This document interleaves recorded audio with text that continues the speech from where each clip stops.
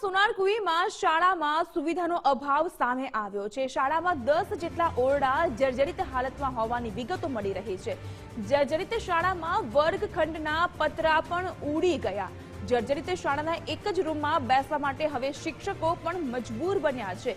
બાળકોને 2 શિફ્ટમાં ભણાવી રહ્યા છે। અહીં શિક્ષકો પણ અહીં મજબૂર બન્યા છે અને લાચારી તેઓની પણ સ્પષ્ટપણે દેખાઈ રહી છે। 2 શિફ્ટમાં વિદ્યાર્થીઓને 4 રૂમમાં અભ્યાસ કરાવવામાં આવી રહ્યો છે। ગ્રામજનો દ્વારા જર્જરિત ઓરડા મુદ્દે અનેક વખતની રજૂઆત કરવામાં આવી છે। અનેક રજૂઆત બાદ પણ અહીં જર્જરિત ઓરડાઓને ઉતારવામાં પણ નથી આવ્યા કે ન તો તેની મરામત કરીને અહીં શિક્ષણ સુચારુ રૂપ ચાલે તે પ્રકારની કાર્યવાહી થઈ।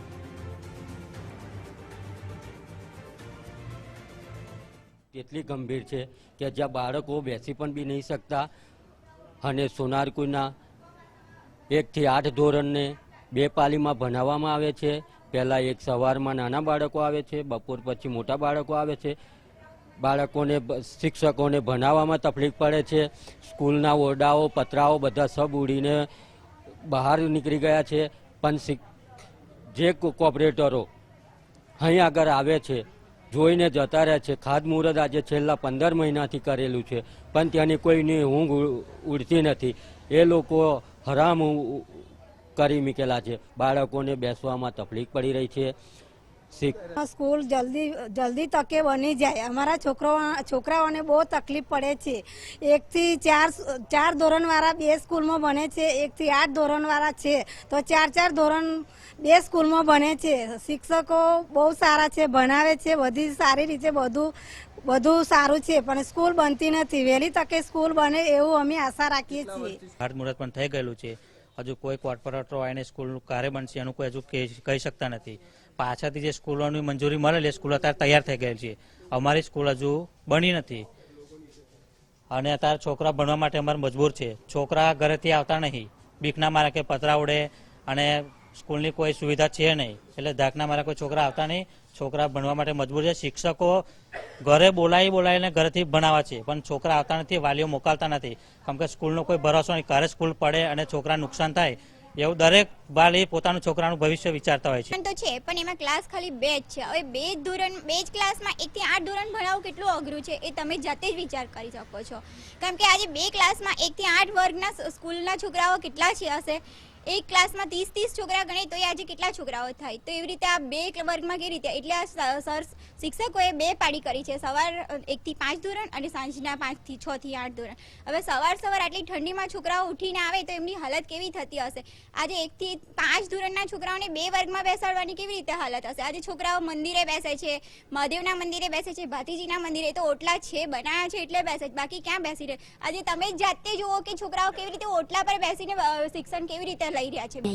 6 થી 5 સવારમાં આવે છે અને 6 થી 8 તે બપોરે આવે છે। અમારે ખૂબ જ તકલીફ પડે છે। અમારા સ્કૂલ રૂમ નથી એટલા માટે અમે તમને આશા કરીએ છીએ કે તમે અમને નવી સ્કૂલ બનાવી આપો। સૌ ભણે સૌ આગળ વધે એવા સ્લોગન માત્ર દિવાલ પર લખવા માટે જ બનાવ્યા હોય એવું લાગે છે। વડોદરા શહેરની આ એક સોનારકુઈ ખાતે આવેલી શાળા છે। તેના બોર્ડ પરથી જ સમજી શકાય કે શાળાની શું હાલત હશે। ગુજરાત ફર્સ્ટની ટીમ છે તે આ શાળાની હાલત બતાવવા માટે અહીંયા પહોંચ્યું છે। આપણે આ શાળાના સૌપ્રથમ દ્રશ્યો જોઈ શકો છો તમે। 10 રૂમની આ જે શાળા છે અને 2017માં આ શાળાને ડિસમેન્ટલ જાહેર કરવામાં આવી। ત્યારબાદ આ શાળા છે તેના જે ઓરડા છે તે ઉતારવામાં નથી આવ્યા। કહી શકાય કે જે રીતે બાળકો 1 થી 8 ધોરણના અહીંયા અભ્યાસ કરે છે અને બાળકોને અભ્યાસમાં પણ ખૂબ જ તકલીફ પડે છે। બાળકો બહાર બેસીને અભ્યાસ કરવા માટે મજબૂર બન્યા છે।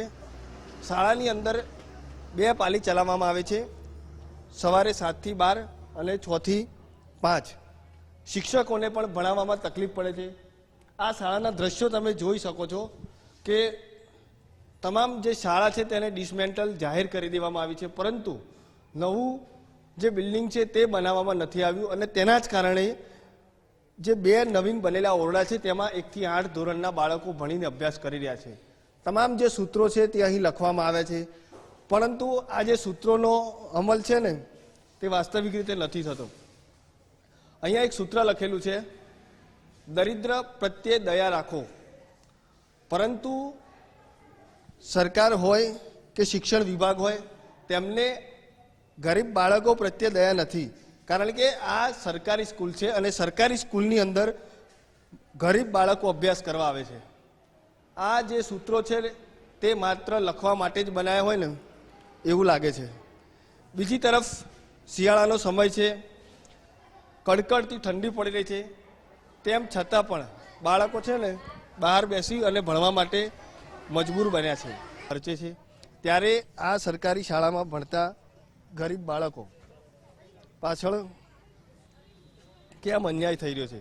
બાળકો પણ તમામ જે બાળકો છે તે આશા રાખી રહ્યા છે કે તેમને આ જે શાળા છે તે નવી મળે, પરંતુ અહીંયા શાળાનું મકાન જ ન હોવાને કારણે વિદ્યાર્થીઓને પણ ભણવામાં તકલીફ પડી રહી છે. કહી શકાય કે જે રીતે ઓરડા જર્જરિત થતા શિક્ષકો છે તે બે પાળીમાં વિદ્યાર્થીઓને ભણાવવા માટે મજબૂર બન્યા છે. કેવી રીતે ભણશે ગુજરાત, તે અહીંયા સૌથી મોટો સવાલ છે તે ઊભો થયો છે. વાલી છે તે ગરીબ બાળકો હોય છે, વાલીઓ પણ ક્યાંક ને ક્યાંક શાળાનું મકાન ન હોવાને કારણે મોટી મોટી ફીઓ ભરી અને વડોદરા શહેરની અન્ય સ્કૂલોમાં ભણવા માટે મોકલી રહ્યા છે. વાલીઓ, બાળકો, શિક્ષકો તમામની એક જ માંગ છે કે આ સોનારપુઈ ગામ છે તેને શાળાનું મકાન છે તે તાત્કાલિક ધોરણે મળે, નહીં તો જે વાલીઓ છે તેમણે શાળાને તાળાબંધી કરવાની પણ ચીમકી ઉચ્ચારી છે. કેમેરામેન ડી કે સોલંકી સાથે અલ્પેશ સુથાર, ગુજરાત ફર્સ્ટ, વડોદરા. તો શાળાની આવી કથળેલી હાલત જોઈને સવાલ થઈ રહ્યો છે કે ભણે ગુજરાતની વાતો વચ્ચે શું આ રીતે ભણશે ગુજરાત? કરોડોનું બજેટ હોવા છતાં પણ શાળાઓ શા માટે છે જર્જરિત? વિદ્યાર્થીઓના જીવન સાથે આખરે કોણ કરી રહ્યું છે આવા ચેડા? અનેક વખત રજૂઆત કરવામાં આવી તો શા માટે પગલાં ભરવામાં નથી આવતા? શું તંત્ર હજુ પણ કોઈ મોટી ઘટના ઘટે, કોઈ દુર્ઘટના બને તેની રાહ જોઈને બેઠું છે? અભ્યાસ કરાવવા શિક્ષકો તો છે, પરંતુ સાહેબ શાળા ક્યારે મળશે? એક જ રૂમમાં ક્યાં સુધી વિદ્યાર્થીઓ બેસીને અભ્યાસ કરતા રહેશે? વિદ્યાર્થીના ભવિષ્યમાં સાથે શા માટે ચેડા કરવામાં આવી રહ્યા છે?